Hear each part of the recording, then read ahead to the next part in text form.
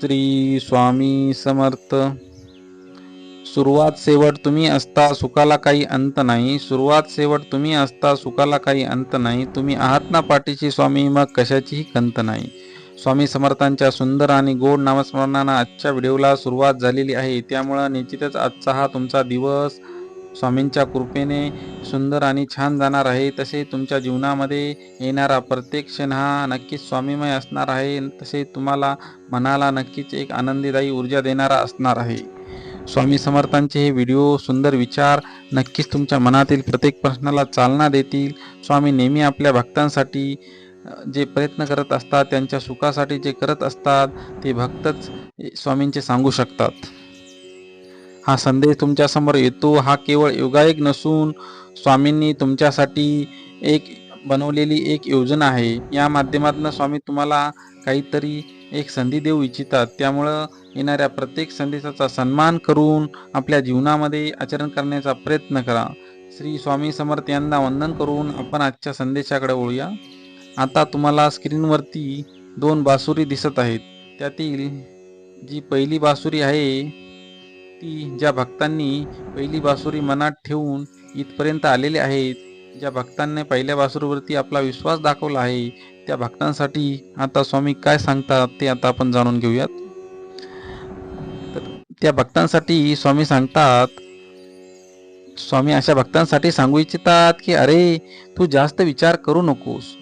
तू जास्त विचारात गुंतून जाऊ नको. ज्या गोष्टीच्या मागे तू सतत धावत आहेस ना, ते जरा थांबव. थोडी विश्रांती घे. खूप गोष्टी उराशी कवटाळून बसला आहेस तू. त्याचे पास हळूवार सोडव. म्हणजे काय हवं आहे आणि काय नको आहे, काय योग्य आहे आणि काय अयोग्य आहे, हे समजायला तुला मदत होईल.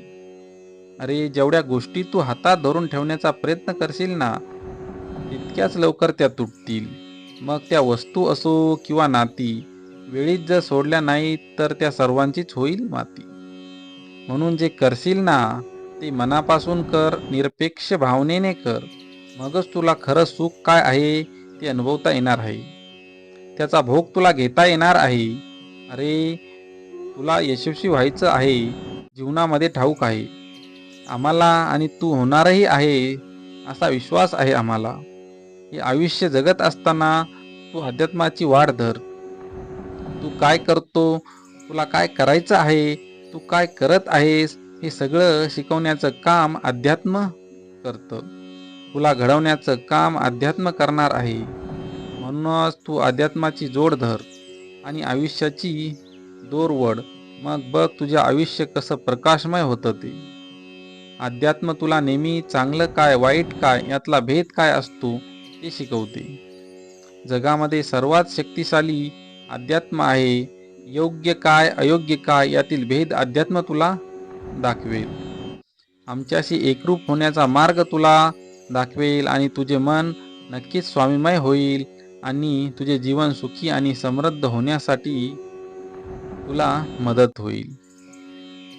आता ज्या भक्तांनी 2 नंबरची बासुरी वरती क्लिक करून इथपर्यंत आले आहेत, त्या भक्तांसाठी स्वामी काय संदेश सांगू इच्छितात ते आता आपण जाणून घेऊयात. अशा भक्तांसाठी स्वामी सांगतात, अरे जीवनामध्ये सुख आणि दुःख यामध्ये जास्त काही अंतर नसतं. अरे जीवनामध्ये सुख आणि दुःख यामध्ये जास्त काही अंतर नसतं. तुझ्या मनाला जे भावतं त्याला सुख मानतात. अरे तुझ्या मनाला जे भावतं त्याला सुख मानतात आणि तुझं मन ज्याला स्वीकारत नाही त्याला दुःख मानतात. सुख आणि दुःख यांना बाहेर शोधण्यापेक्षा तू मनामध्ये शोध. तू ठरवलं तर सुखी होशील, नाहीतर कायमचा दुःखी होशील. कारण की सुरुवातीला आपलं मन जर प्रसन्न असेल, सुखी असेल, तर तू जे ठरवलेलं कार्य आहे ते नक्कीच पूर्णत्वास जाण्यास तुला मदत होईल. कारण की मनाचा मोठेपणा जेवढा असतो त्यापेक्षा कुठलाच मोठेपण नाही.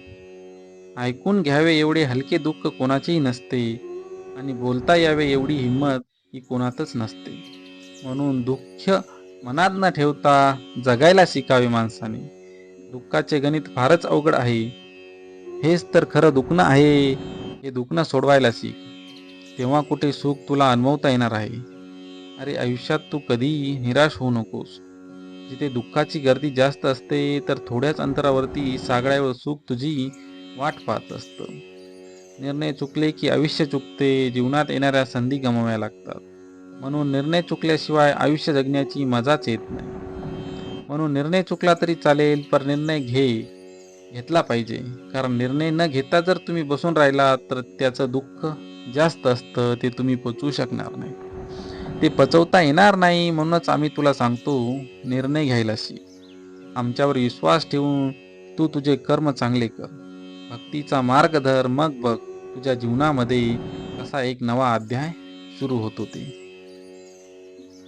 चुकलेला निर्णय सुद्धा मग बघ आम्ही कसा बरोबर करतो. ते भिवू नकोस, आम्ही तुझ्या पाठीशी आहोत. भिवू नकोस, आम्ही सदैव तुझ्या पाठीशी राहणार आहोत. सुवर्ण पदक मान वाकूनच घेतात, म्हणून आकाशात उंच भरारी घेण्याचे स्वप्न पहा, पण पाय मात्र जमिनीवर ठेवा. मग आम्ही तुम्हाला सांगू की तू जर आमचं बोट पकडलं आहेस तर आम्ही तुझ्या सारथी झालो आहोत. तुझ्या जीवनामध्ये येणाऱ्या प्रत्येक संकटांना आम्ही परतून लावू. इतिहासात आमची ख्याती आहे. ज्यांचा मी सारथी होत झालो त्याचा विजय निश्चित आहे. तुझे जर कर्म चांगले आहे तर तू कायम आमचा लाडका आहे. घाबरतो कशाला? आमच्यावर विश्वास ठेव. मी तुझे कुठल्याही प्रकारे अहित होऊ देणार नाही. तू स्वामी माऊलीवरती जो विश्वास दाखवला आहे त्या विश्वासाला स्वामी माऊली नक्कीच आता खरे उतरणार आहेत. कधी योग्यता नसताना मिळते तर कधी योग्यता नसतानाही जी गोष्ट मिळते. म्हणून असताना मिरू नये आणि नसताना खचू नये.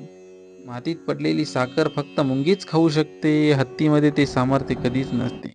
म्हणून लहान लोकांना कधीच लहान समजण्याची चूक करू नका. कधीच अहंकारामुळे तुमची मान उंचावू नका. कारण जिंकणारे सुद्धा सुवर्ण पदक मान वाकूनच घेत असते. त्यामुळे आपल्या मनामध्ये जो अहंकार आहे त्याला कधीच जागा देऊ नका. त्याला आपल्या मनामध्ये स्थिर होण्यासाठी जागा देऊ नका.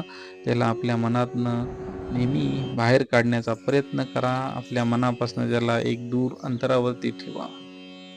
श्री स्वामी समर्थ. स्वामी समर्थांचे हे दिव्य विचार तुम्हाला कसे वाटले? स्वामी समर्थांचे हे दिव्य विचार पाहण्यासाठी तसेच ऐकण्यासाठी स्वामी समर्थ माझी आई या यूट्यूब चॅनलला सबस्क्राईब करा. यामुळे आमचे नवनवीन व्हिडिओ तुमच्यापर्यंत नक्कीच पोहोचत राहतील. श्री स्वामी समर्थ. अवधूत चिंतन. श्री गुरुदेव दत्त. श्री स्वामी समर्थ महाराज की जय. स्वामी समर्थांचा हा दिव्य संदेश ऐकल्याबद्दल सर्व स्वामी भक्तांचे मनापासून हार्दिक स्वागत.